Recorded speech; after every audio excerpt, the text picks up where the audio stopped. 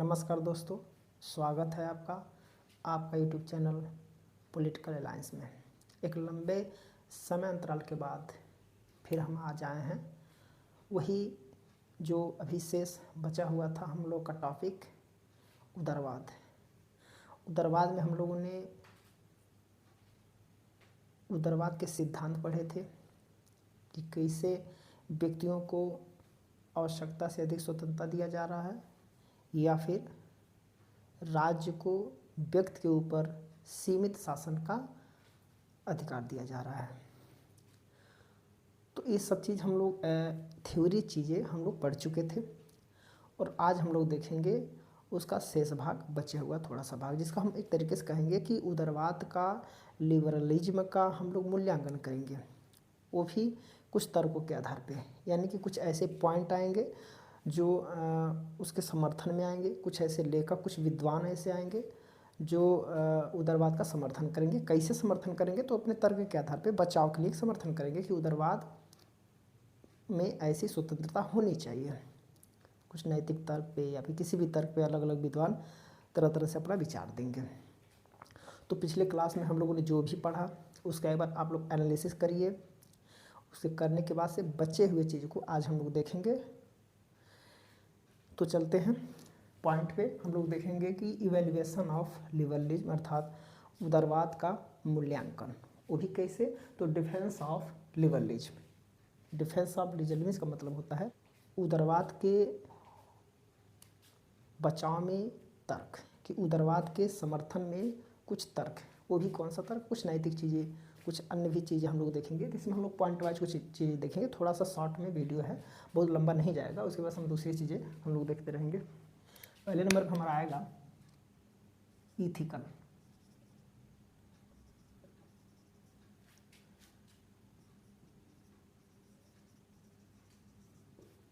Ethical argument अर्थात नैतिक आधार।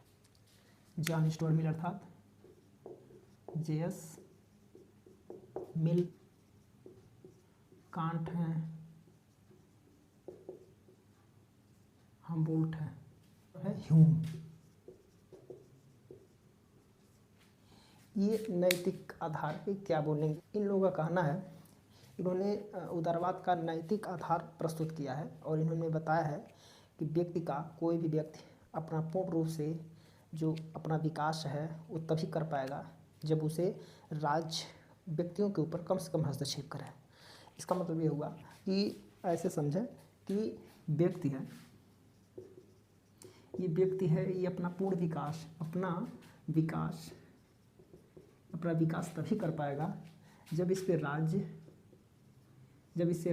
इस पे हस्तक्षेप ना करे। और जब राज्य इससे हस्तक्षेप नहीं करेगा तो व्यक्ति स्वतंत्र रहेगा, और जब ये स्वतंत्र रहेगा तो अपना पूर्ण और नैतिक विकास तभी कर पाएगा। ये इन लोगों का कहना है, जेएस मिल का, कांट का, हमबोल्ट का, ह्यूम का। इन लोगों का ये कहना है कि व्यक्ति अपना नैतिक विकास तभी कर पाएगा या फिर अपना पूर्ण विकास तभी कर पाएगा जब राज्य व्यक्तियों के ऊपर एक सीमित मात्रा में हस्तक्षेप करे या फिर न करे। तो इस आधार पे ये चार लोग इस तरीके से विचार। इसमें देखिए जो हमबोल्ट है, ये व्यक्ति है हमबोल्ट, इसका तर्क ये है कि राज्य जो है, राज्य सिर्फ सुरक्षा को छोड़ करके सिर्फ, यानी कि ये सिर्फ सुरक्षा की जिम्मेदारी लेगा। सुरक्षा को छोड़ करके बाकी सभी कार्य ये नहीं कर सकता, इसलिए इसे व्यक्तियों पे छोड़ देना चाहिए। कहने का मतलब ये है कि हमबोल्ट ने ये कहा है कि राज्य सिर्फ सुरक्षा की जिम्मेदारी ले सकता है, सुरक्षा का ही प्रबंध कर सकता है, इसके अलावा अन्य चीज़ सही तरीके से नहीं कर पाएगा, इसलिए अन्य कार्य को व्यक्तियों के ऊपर छोड़ देना चाहिए।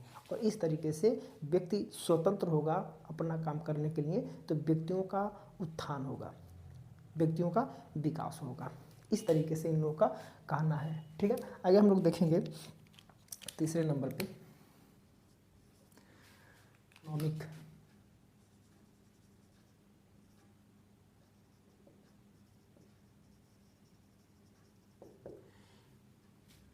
आर्थिक तर्क में वो आ जाएंगे, इसको हम साफ कर दे रहे हैं। एडम स्मिथ,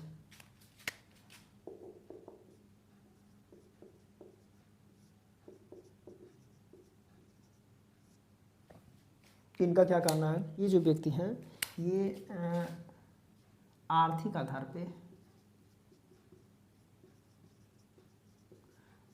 आधार पे व्यक्ति का समर्थन करते हैं। आर्थिक आधार पे व्यक्तिवाद का समर्थन करते हैं। और इनका अनुकरण कौन कर रहा है, यानी कि इनका अनुकरण कौन कर रहे हैं, बेंथम स्पेंसर है, इसमें मिल भी है, जेएस मिल, इसको जेएस मिल भी। तो इन लोगों का क्या कहना है, इन लोगों का ये कहना है कि प्रत्येक व्यक्ति अपने स्वार्थ के अनुसार कार्य करता है, इसलिए व्यक्ति को स्वतंत्र छोड़ देना चाहिए। और इस तरीके से अपने स्वार्थ के आधार पर हर व्यक्ति काम करता है। व्यक्तियों को राज्य क्या करे, स्वतंत्र छोड़ दे, ताकि वो अपना स्वार्थ के ही आधार पे अपना पूर्ण रूप से अपना विकास करेगा। जब अपना पूर्ण रूप से विकास करेगा तो इस तरीके से समाज का, राज्य का विकास होगा। और ये आर्थिक आधार पे उदारवाद का समर्थन करते हैं। और बेंथम स्पेंसर और ये दोनों इस एडम स्मिथ का ये लोग क्या कर रहे हैं, अनुकरण कर रहे हैं। ये क्या कर रहे हैं, अनुकरण कर रहे हैं, इसको बोल सकते हैं अनुकरण, ये अनुकरण कर रहे हैं। ठीक है, आगे देखेंगे साइंटिफिक मेथड, ये दूसरे नंबर का है।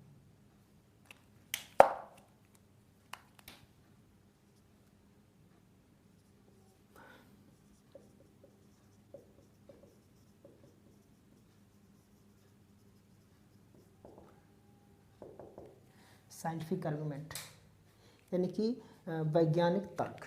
स्पेंसर इसमें करते हैं, हर्बर्ट स्पेंसर।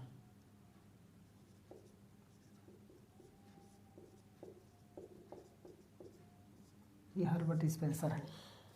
स्ट्रगल फॉर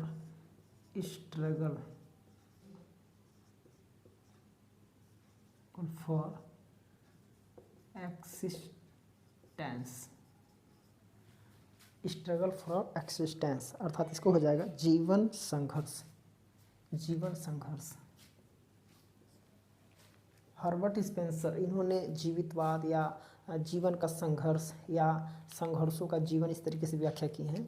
इनका कहना यह है कि हर एक व्यक्ति अपने जीवन जीने के लिए संघर्ष करता है, और इस संघर्ष में क्या होता है, दुर्बल धीरे धीरे खत्म हो जाते हैं, तो जो बचते हैं वो योग्यतम ही बचते हैं।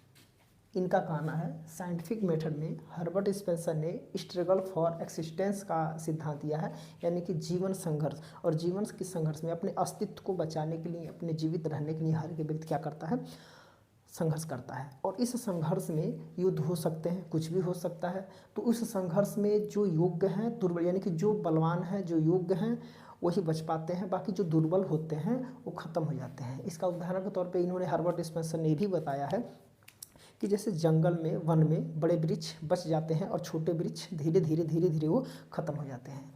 तो इस तरीके से जीवन संघर्ष, और अंत में जो योग्य है यानी कि जो अच्छे, जो काम है, जो राज्य के हित में है, राज्य के उपयोग में है, वही बचेगा, बाकी लोग नष्ट हो जाएंगे। और इस तरीके से जीवन में यानी कि समाज में या फिर राज्य में सिर्फ योग्यतम ही बचेंगे, और अयोग्य वाले जब ना खत्म हो जाएंगे तो सिर्फ योग्य वाले बचेंगे। तो इस तरीके से सिर्फ योग्य को लोग लेकर के ही राज्य चलेगा, तो राज्य क्या करेगा, अपना पूर्ण विकास करेगा। सर्वाइवल ऑफ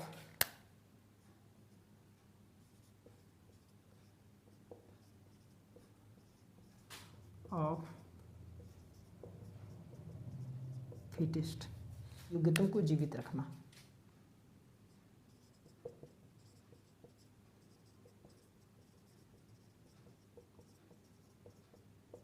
योग्यतम को जीवित रखना, इसका ये मतलब रहता है। ठीक है, अर्थात योग्यतम, जो योग्य है उसी को जीवित रखना है, और जो अयोग्य है उसको ख़त्म कर देना है, क्योंकि वो राज्य पे या फिर समाज पे वो एक तरीके से भार के रूप में, बोझ के रूप में वो लोग रहते हैं।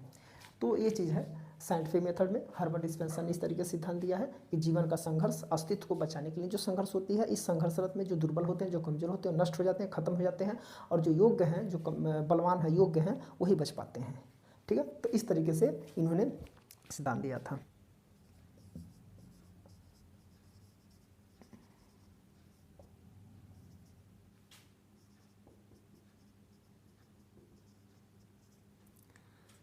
अनुभव का सिद्धांत, अनुभव का सिद्धांत क्या कहता है, इस तरीके के इतिहास का सिद्धांत तरीके से है ये। इसे इसमें जो ये व्यक्ति है बर्क, वर्ग।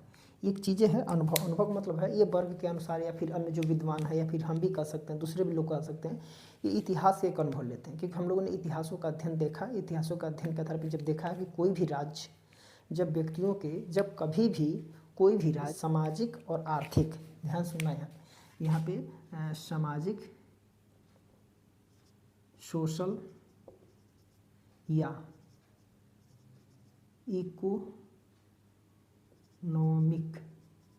इकोनॉमिक सोशल और कंट्रोल करने की कोशिश किया है, इसको क्या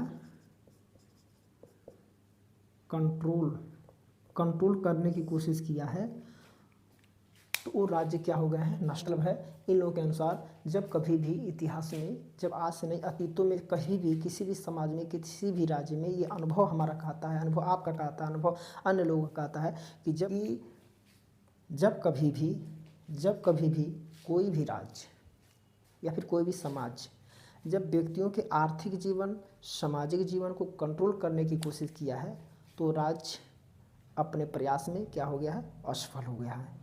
और यही उसकी असफलता राज्य को नष्ट कर देता है। इसलिए ये करना चाहिए कि वर्ग के अनुसार भी यही है कि उसे सोशल जीवन, सोशल लाइफ में और इकोनॉमिकल लाइफ में राज्य को कंट्रोल नहीं करना चाहिए। क्योंकि जब कभी भी कंट्रोल किया है आज इतिहास में तो क्या हो गया, असफल हो गया है। ठीक है, तो ये हमारा ये किसी का एक्सपीरियंस कहता है, अनुभव के आधार पे हम लोग बोल सकते हैं। पांचवा है प्रैक्टिकल आर्गूमेंट।